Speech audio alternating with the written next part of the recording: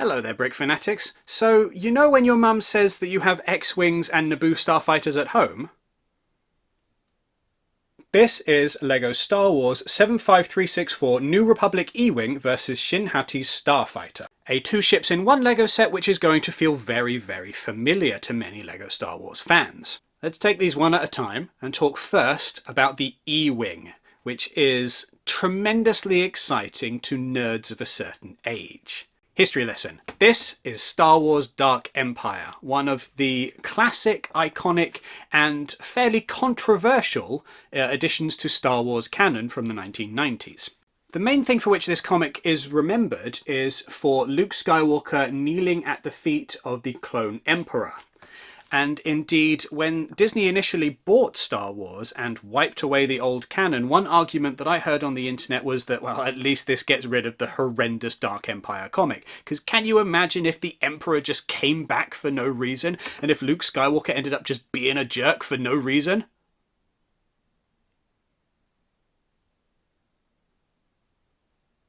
Moving on, another thing that this comic debuted was the E-Wing, intended as a kind of updated replacement for the original X-Wing.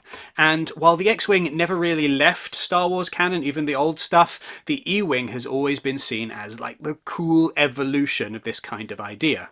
And now it's back!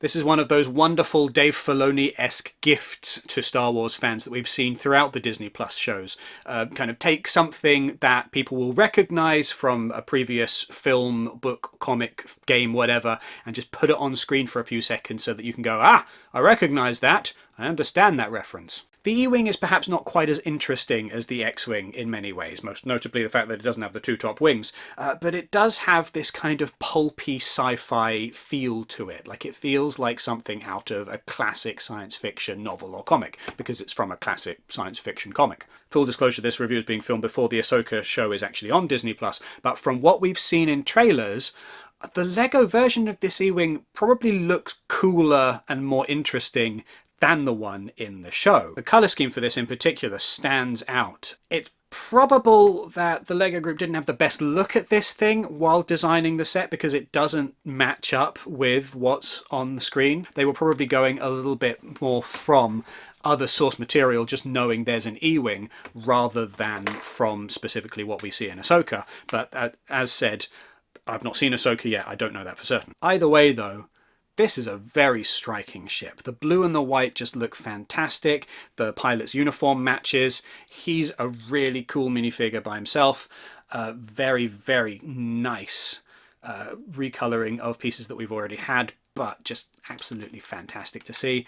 Ditto the yellow and blue astromech, which is a fun colour combination that we've not had before. Probably necessary in a set like this, because if you made the astromech match the rest of the set, it would just look like R2-D2. From the whole experience, you will be reminded tremendously of building an X-Wing. Obviously, it's an X-Wing, but not. I can't believe it's not Butter X-Wing. As such, if you've had your fill of X-Wings and want an X-Wing that's not an X-Wing, then this is a great non-X-Wing for you to have. It is a bit of a shame that this has to share the limelight with the other starship that comes in this set, because having a more fleshed out version of this would be absolutely tremendous. That said, for what it is, it's pretty darn cool. And while you may have had your fill of X-Wings in the past, it does the same kind of thing, but in a slightly different way. And for that reason alone, it's just fun to have. Plus there is that nostalgia factor attached to it for people who are old and decrepit. Moving right along, so this ship, Shin Hati's Starfighter, looks an awful lot like a Naboo N1 Starfighter, doesn't it? Like with a different colour scheme, and we've just very recently had the Mandalorian in an actual N1 Starfighter that gets a bit of a makeover, so presumably this will be something different in the show, but at the moment there are no clear pictures of this available on the internet. The only pictures of it are indeed the LEGO set, so I'm going to have to judge this without any kind of understanding of the source material whatsoever, because the source material is not currently available. It good, it very good, it nice. It's a starfighter like an N1 Starfighter. It's exactly what you would expect from something like that. The engines are smaller, it doesn't have quite such a long tail, but otherwise, yeah, like, if you've got an N1 Starfighter, then this is basically the same thing but with different colours. One nice feature to point out, printed cockpit, which the new Ghost and Phantom 2 didn't even have a printed cockpit. You had to stick on a sticker, or in some cases you had to stick on a sticker, realise you'd got it aligned wrong, carefully peel it off and then peel it back on again. So yes, printed, much nicer. There are some stickers throughout this set, but they are thankfully relatively infrequent. Mostly just used, for example, for like showing weathering on this set. Both of these sets, being designed for play, are filled with a lot of neat little storage areas for various other things. For some reason, Shin Hati keeps her lightsaber lit inside the back of the ship, which is probably not very safe, but I'm not going to argue with her. But this does lead to one rather large disappointment. There's one thing that we do know about this character at this stage, it's that she has an orange lightsaber. And this ain't an orange lightsaber.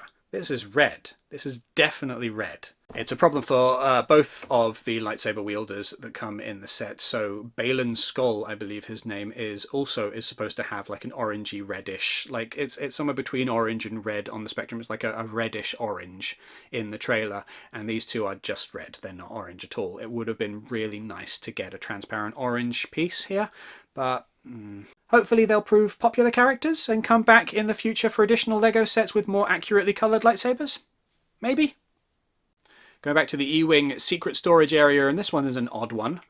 The pilot's entire seat lifts out, and then there's a storage area in there, which I've used for putting his two blasters that come with the set, and his hairpiece.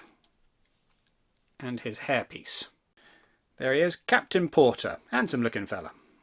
Final minifigure for this set, Morgan Elspeth has an absolutely brilliant hairpiece.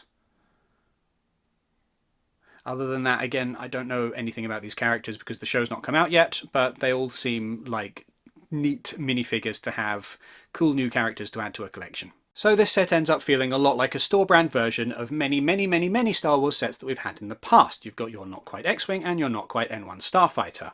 Whether that's a problem or whether that's a tremendous plus depends on your personal preference. If you really love N1 Starfighters and want yet another slightly different one, then there's this. If you've had enough of X-Wings and you want something slightly different, then there's this.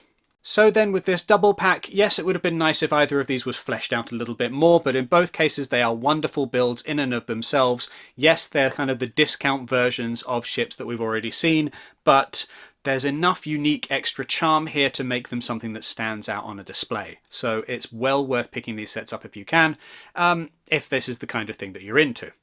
Otherwise, thank you very much for watching. Have a great day. Make sure that you use our QR code if you're making a lego.com purchase, because doing so helps to support the work that Brick Fanatics does. We get a little kickback for sending you there.